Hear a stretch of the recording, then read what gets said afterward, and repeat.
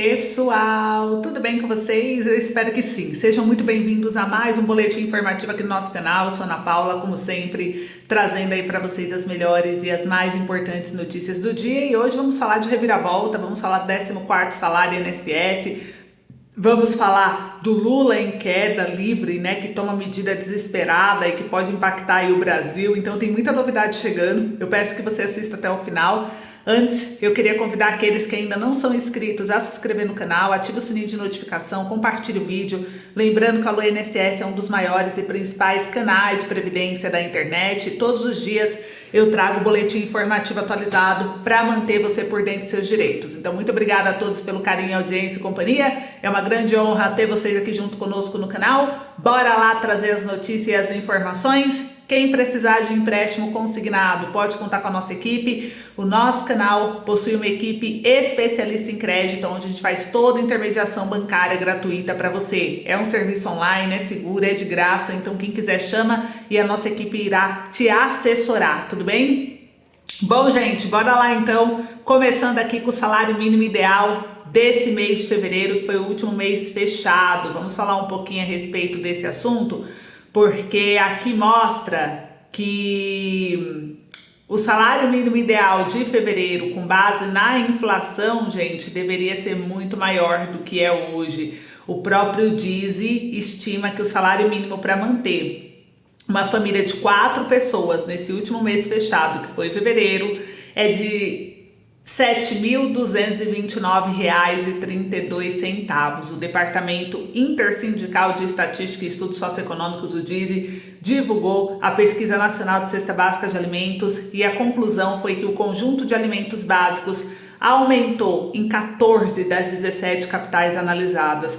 Goiânia foi na contramão e apresentou redução de 2,32% no preço da cesta básica, mas apresentou alta expressiva no preço de alguns produtos. O café em pó teve a maior alta em Goiânia entre as capitais pesquisadas, com 113,98% de aumento. Baixos estoques, consequência de menor produção de café no Brasil e no Vietnã, e a firme demanda internacional pressionaram os preços do grão. Na capital Goiânia também ocorreram algumas quedas expressivas, como a do quilo do arroz agulhinha, que reduziu o valor em 11,61%, do feijão em queda de 5,35%, da carne bovina de 3,81%. Em fevereiro desse ano, o tempo médio necessário para um trabalhador que ganha um salário mínimo de R$ 1.518 adquirir produtos da cesta básica foi de 107 horas e 9 minutos de trabalho. Em janeiro, esse tempo foi menor, equivalendo a 104 horas e 42 minutos. Então a gente percebe a alta aí, né, que o trabalhador tem que trabalhar mais para conseguir bancar a comida.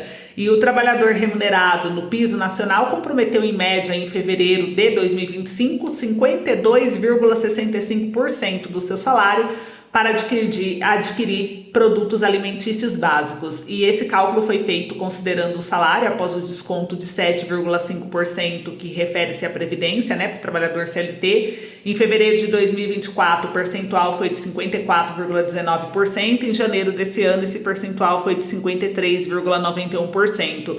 E o DIS estima, além disso, que em fevereiro o salário mínimo necessário para a manutenção de uma família de 4 pessoas, onde 2 são adultos e 2 são crianças, deveria ter sido de R$ 7.229,32. Nesse cálculo, é considerada a determinação constitucional que estabelece que o salário mínimo deve ser suficiente para suprir as despesas de um trabalhador de uma família dele com alimentação, com moradia, saúde, educação, vestuário, higiene, transporte, lazer e previdência. E em janeiro o valor necessário era de R$ 7.156,15. Já em fevereiro do ano passado, o mínimo necessário era R$ 6.996,36. Então, com essa pesquisa do DISE, a gente vê o quanto é importante a gente cobrar o governo de melhorias na política salarial, gente, porque esse salário reajustado que está ocorrendo nesses últimos anos não está sendo suficiente. Tanto que o governo já foi lá, apresentou a tabela de isenção do imposto de renda, porque o salário lá em 94, né, era 7 salários mínimos para começar a contribuir com a Previdência. Na verdade, teve uma época que era 9, se eu não me engano, era 9, aí foi caindo, 8, 7, 6, quase chegou a um salário mínimo contribuir, porque a tabela não atualizava no imposto de renda.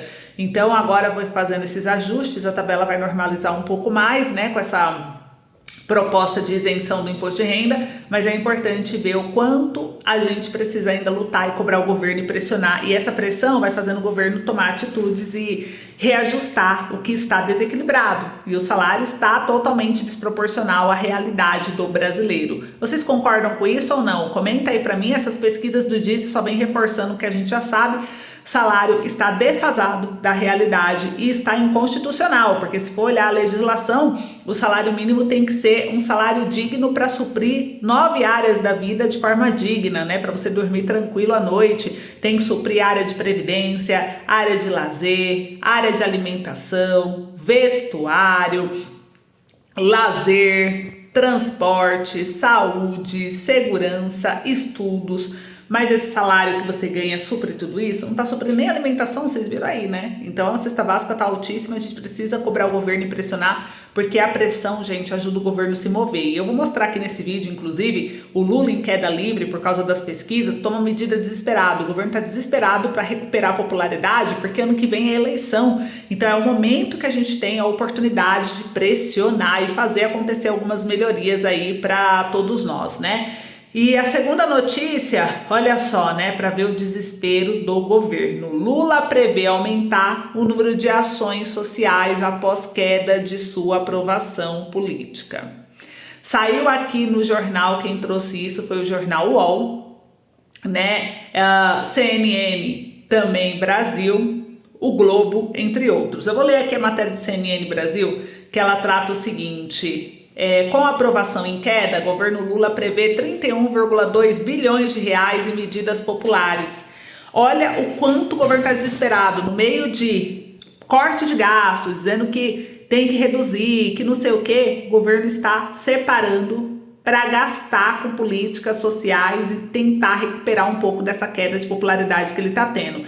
E o levantamento foi feito pelo Drive do Poder 360 e foi confirmado e atualizado, segundo aqui o jornalista Manuela Carlucci e Gabriela Boechat, da CNN de São Paulo e Brasília, comentou que foi atualizado e considerou que os programas sociais previstos pelo governo federal até 2026 vai custar mais de 31,2 bilhões. E para vocês verem como que é desespero de questão de eleição, essa proposta que ele prometeu no início da campanha dele, lá em 2022, né, para 2023, da isenção do imposto de renda, ele tá mandando somente agora, na véspera das eleições, e para valer ano que vem, que é o ano da eleição, porque aí vocês vão sentir no bolso só ano que vem, não esse ano. E ano que vem é quando tem eleição, para melhorar essa questão de rejeição que ele tá tendo. E as pesquisas divulgadas recentemente apontam para uma queda na aprovação de popularidade do governo do presidente Lula, que é histórica. No último Datafolha, divulgado em 14 de fevereiro, a gestão petista marcou o pior índice de sua avaliação positiva entre os 3 mandatos de Lula, caindo para 24%, gente. Nesse cenário, um levantamento inicialmente feito pelo Drive Poder 360 e depois confirmado e atualizado pela CNN, mostra injeção de ao menos 31,2 bilhões na economia do país até 2026, com base no que está sendo anunciado. Ainda tem o que ele vem anunciar, então estamos falando que esse valor pode dobrar, tudo bem? É uma medida desesperada, gente, e aqui mostra que o governo, ele sente, né, essa queda de popularidade, por isso que muitas ações vão ser tomadas, e isso faz com que algumas medidas que a gente achava que era impossível possam sim ser tramitadas e aprovadas. Quanta coisa o governo voltou atrás esse ano.